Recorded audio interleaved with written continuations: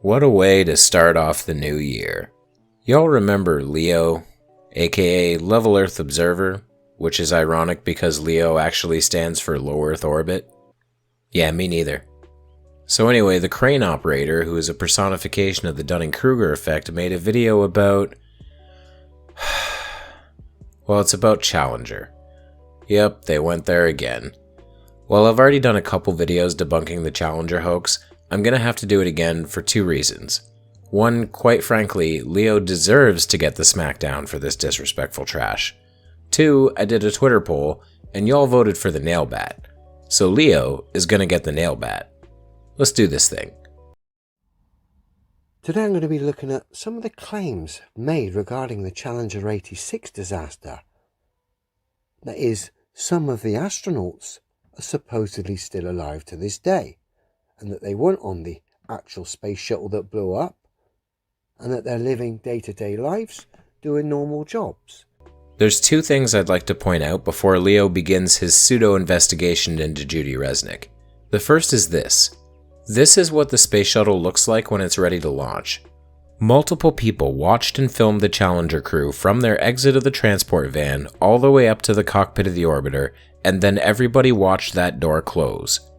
Please, Leo, I would like for you to tell me how they got out of this spacecraft before it lifted off. I actually had this conversation recently with a flat earther on Twitter. I used this exact image and asked this guy where the quote escape tunnel he proposed was located. He proceeded to draw this. So yeah, Leo, do you have a better proposal for how the crew escaped? Or are you also going to tell me that human beings can fit inside of fire hoses? Now, the second thing.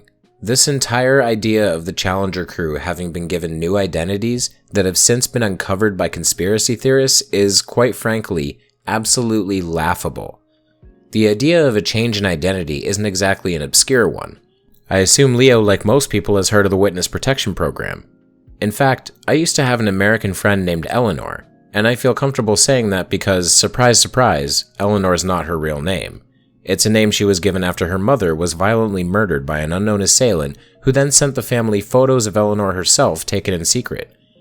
As a result, she and her family were relocated and given entirely new identities. Since then, the assailant has never been able to locate them. In fact, here's the thing.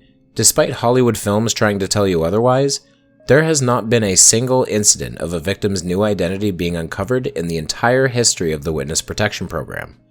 Not once.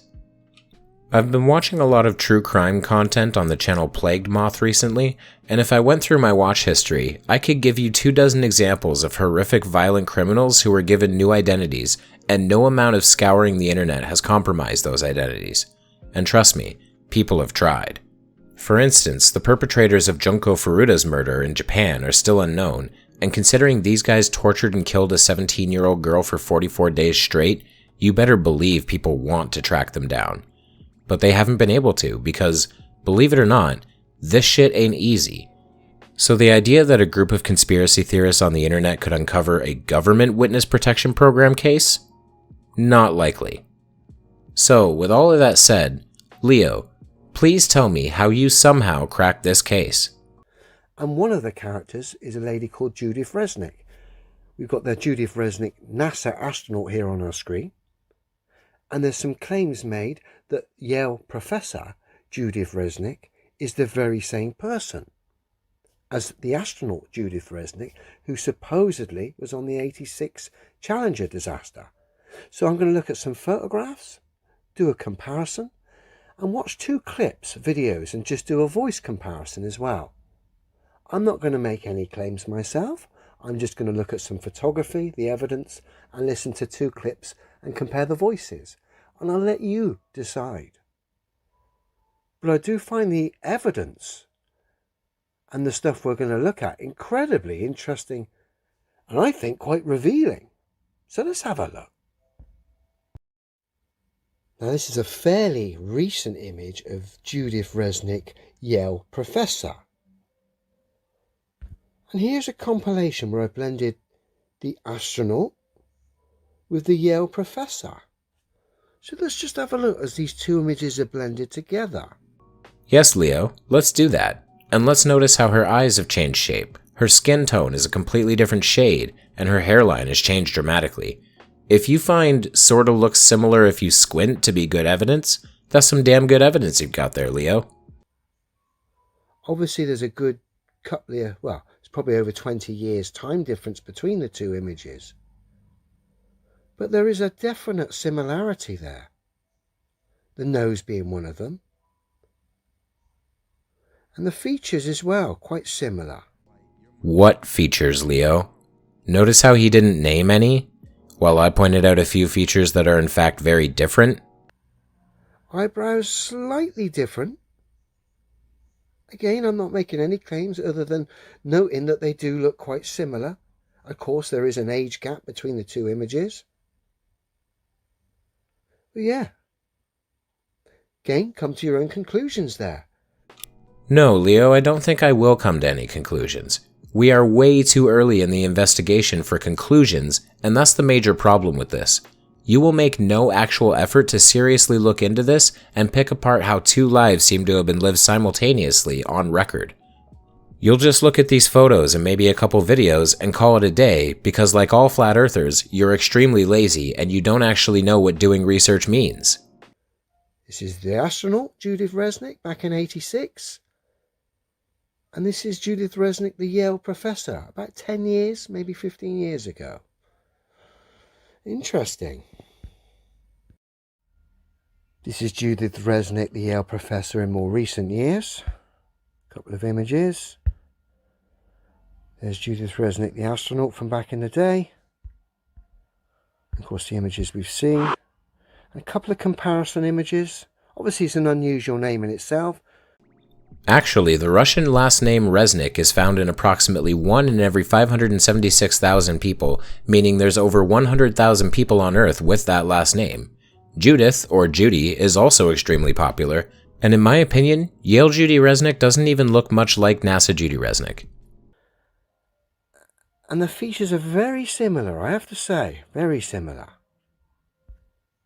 Again, another comparison. Whoa, they both have 5 fingers. That's some pretty convincing stuff, dude. All of these comparisons are so surface level, it's pathetic. And now let's look at some voice comparisons. One clip of the astronaut at the start, followed by a clip of the professor. And I have to say, they do sound incredibly similar. I'll play it a couple of times, it'll play on loop. Again, come to your own conclusions here. Well, I too am glad to be here one more time, and I am hoping that the affliction that Steve Hawley had from the 41D mission specialist of the delays hasn't rubbed off on me, and I think the guys behind me are hoping that it hasn't also. So I live in New Haven, Connecticut, and therefore, since state courts are the central facet of adjudication in the United States, wanted to start with a 1784 courthouse in New London, Connecticut, that is still operating today. Well, I too am glad to be here one more time, and I am hoping that the affliction that Steve Hawley had from the 41D mission specialist of the delays hasn't rubbed off on me, and I think the guys behind me are hoping that it hasn't also. So I live in New Haven, Connecticut, and therefore, since state courts are the central facet of adjudication in the United States, wanted to start with a 1784 court. Well, having looked at some photographs and done a comparison, and listened to your voices, Judith Resnick, the professor, Judith Resnick, the astronaut, side by side. There's a hell of a lot of similarities. There really isn't, Leo. I don't know where you're getting this, because all I could notice is how different they sound. Yale Judy speaks faster, with shorter and fewer pauses, and emphasizes specific words that NASA Judy doesn't. Well, I too am glad to be here one more time. So I live in New Haven, Connecticut, and therefore, I am hoping that since state courts are the central facet of adjudication in the United States. But go on, Leo. Let's hear your bullshit. So I've got to ask, is that you, Judith? Hey, what's going on, everyone? I've got some footage that I'm excited to share with you. The footage is of retired University of Wisconsin Emeritus Professor Michael J. Smith. Those of us who have taken the time to peel back one of truth's protective layers have surely come across this image here. Alright, don't know when this suddenly became someone else's video. Hello, whoever the fuck you are. Yes, we've all seen that image, but I just need to point something out really quickly, and I will do so every time this trope reappears. Buddy is recording in his car. You notice that, right? A lot of conspiracists do that. Do you know why they do that? Because their family is fucking embarrassed of them and won't let them do their stupid internet videos in the house. Anyway, go on, sir. The story goes that 7 of the astronauts who died in the 1986 Challenger explosion are alive and well. And the pilot, Michael J. Smith, is a professor emeritus at UW-Madison. Because I live in the Madison area, looking up Michael Smith had been on my to-do list for a while. Of course, you can't just call up and leave a voice message asking him if he's part of an evil scheme to deceive the sleeping masses. A better way would be to find him in person and ask him. So that's what I did. Is Challenger pilot Michael J. Smith alive and well? Take a look at the footage and let me know what you think. Hey there. Hey, sorry to bother you. I was pulling out and I saw you. I just came by to... Are you Michael Smith? Yeah. Professor at university? Retired. Retired? Yeah. Yeah. Yeah, I just stopped by because there's this room. Are you aware of that there's a rumor on the internet? It's not me. That people are saying... Yeah, it's not me, obviously. I mean, anybody that looks at my background, looks where I was born, it's not me. I mean, it's interesting that the Michael J. Smith that was the astronaut looks something like me when we were younger, but really not if you really look at facial recognition. You never been a pilot, never been in the military? Nothing like that. Huh. No. Okay. Yeah. That's all. And I don't respond to the emails I get. I get probably an email, maybe 2 a month. Really? And I got one guy that's been really hounding me, and I turned it over to the FBI. Really? But, I mean, it's bullshit. Okay. Another crazy theory. Okay. But that's, not me. All right. I'm glad I wasn't him, but he's quite a guy. Yeah. But if you look at my career, you look at my CV that's online, all the stuff I've published, all that I've done, it's not even close to what that guy was. Okay. Yeah, you just sure look a lot. It's the same name. I know the facial thing, but that's what we looked like, 40 years ago? Mm-hmm. Yeah. Okay.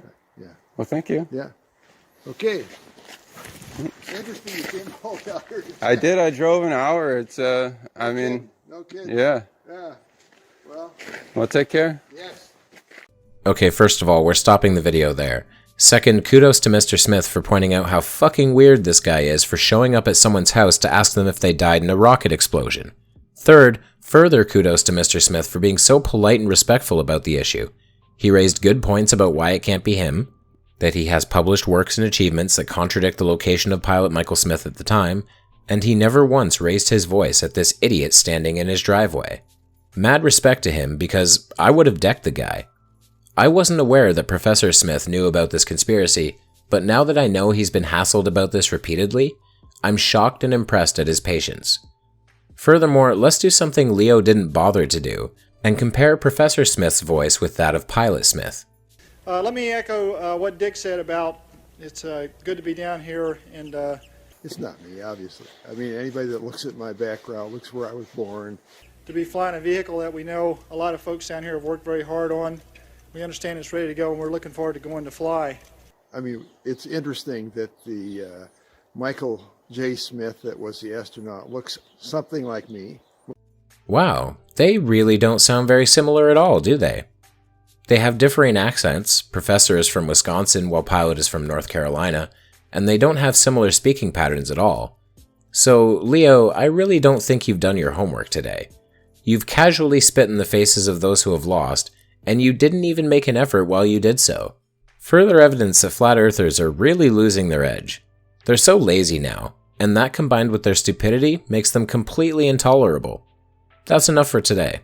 Have a good one, folks.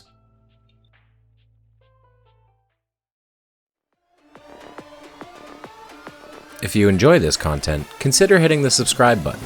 If you really enjoy this content, consider donating on Patreon, becoming a member, buying some of my books on Amazon, or buying some of my merch. Thank you very much for watching, and I will see you over the curve, Space Cowboys.